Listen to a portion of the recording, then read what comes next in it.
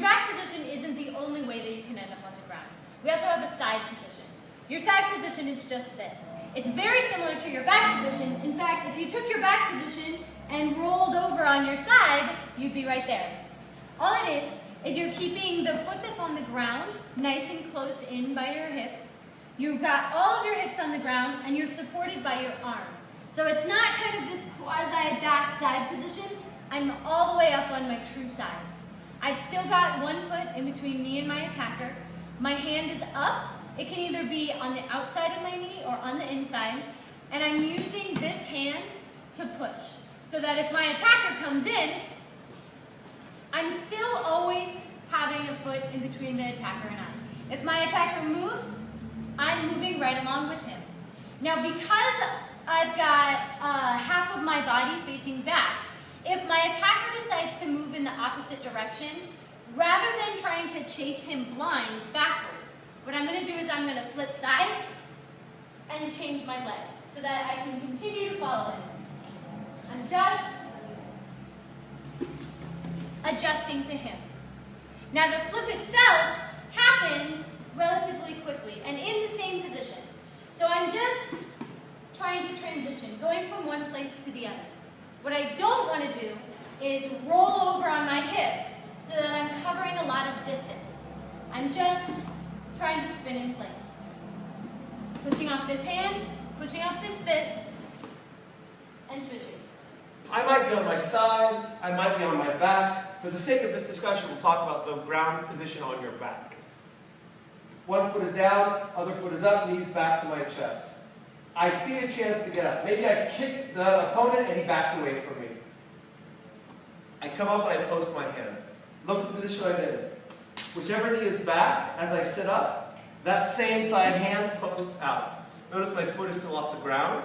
It's ready to kick in case I need a weapon. My other hand is up to protect my face. So even as I'm starting to rise, I have at least one weapon available and one hand to defend myself. I go from here to here. Down to this posted position. 1, 2. 1, 2, 3. I'll show you from the back. 1, 2, 3. And this is right now. 1, 2, 3. And my goal is to get up without putting myself in more danger. So if you can see, if my attacker is here, I don't want to get up something like this so he can strike, kick me, whatever, putting my head in more danger. I need to protect my head and my face as I get up off the ground. So if I can do something to stop his momentum, maybe send a kick to the leg, he leans in, I send another kick from here, now I got him moving back or stopped in his tracks, I have a chance to move up, but I want to tactically retreat a little bit and clear some space. I'm going to bring my hand up over my head to cover, one hand onto the ground, I'm going to slide my foot back, get up as I create distance. Another angle here. From this position, again, maybe I send a good kick, boom, send something to get him moving back. From this position, I slide my foot under my other leg, my hands on the ground, my hands up protecting my face, slide myself back, and stand up. Maybe come forward to this position here.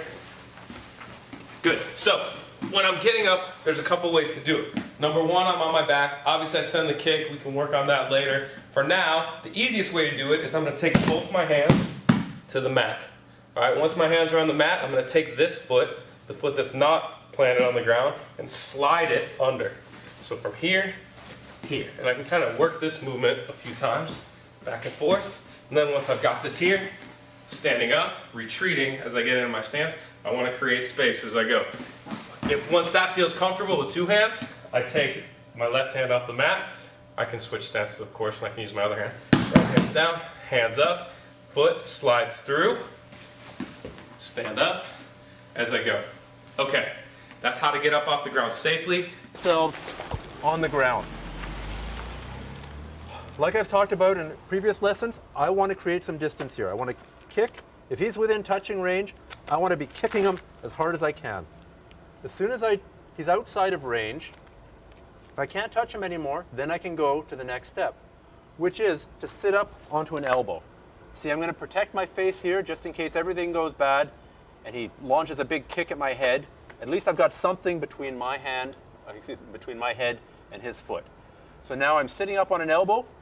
His foot's within range again. I can kick here, or I can kick here. The bottom leg is less intuitive, but you're going to see that it's more important. When I made up to my elbow, I'm going to come up to my hand. My hand's still up.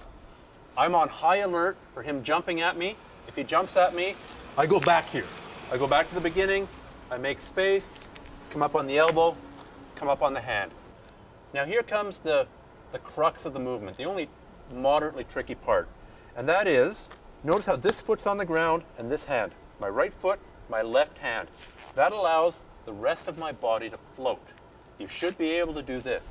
I can't touch his leg right now, right? It doesn't reach, but I'm going to use that floating motion to come forward. I can't reach him here, but I'm going to move my butt towards my heel and kick him.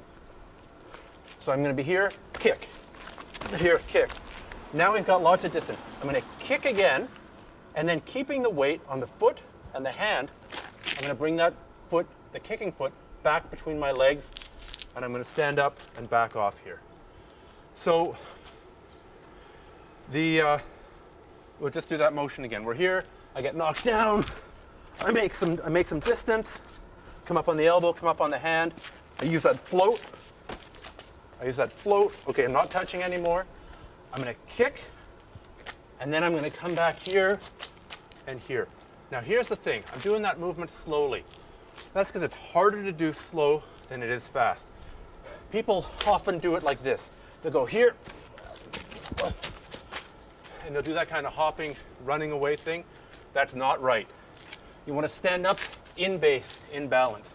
If you're here, and you can do this motion in slow motion, then it's no problem to do it fast. We're here, we're going to do it fast. I'm going to come down, arms on my sides here as I fall. I exhale so I don't lose all my breath. I'm sure you guys have felt that before. You fall down too hard and you lose your breath, you can't breathe. So as I fall, exhale, slap the mat here, and as I sit up, let's say Lucas has his left leg out here. That's his strong side. So that's his side. I'm going to protect my head. If he goes to kick, I can protect myself better here. All right. If his other leg was back and he were to kick and I was on this side, now I'm going to have some problems here. So his leg's back there.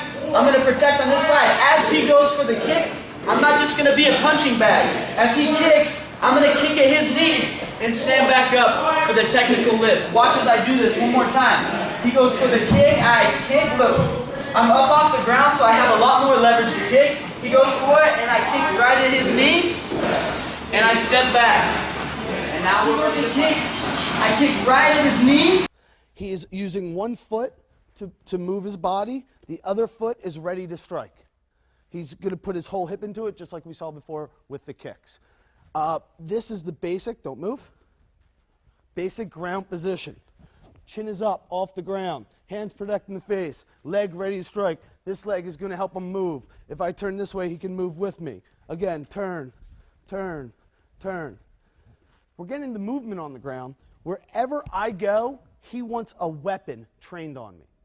If I move here, he wants to keep his foot on me, that he can strike. If I come in, he can kick with it. If I go this way, it doesn't really matter which foot you use. If I go and he wants to change feet, that's fine. But at all times, he has a weapon up, ready to attack. He doesn't put both feet down and let me pass his guard. This is movement on the ground. We'll go again very slow.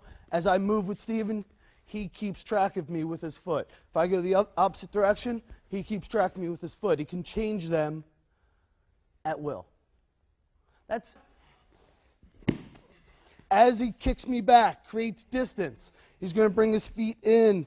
His head comes up. He plants his hand. He lifts his hips up off the ground. This hand stays in front of his face for protection. He's going to pull this foot underneath him and plant it on the ground and stand up. At all times, he's ready. In case I come in, if Steven kicks me back and starts to get up and I'm here, he's back on the ground. I want to do it again slow. Stephen kicks. He moves me back.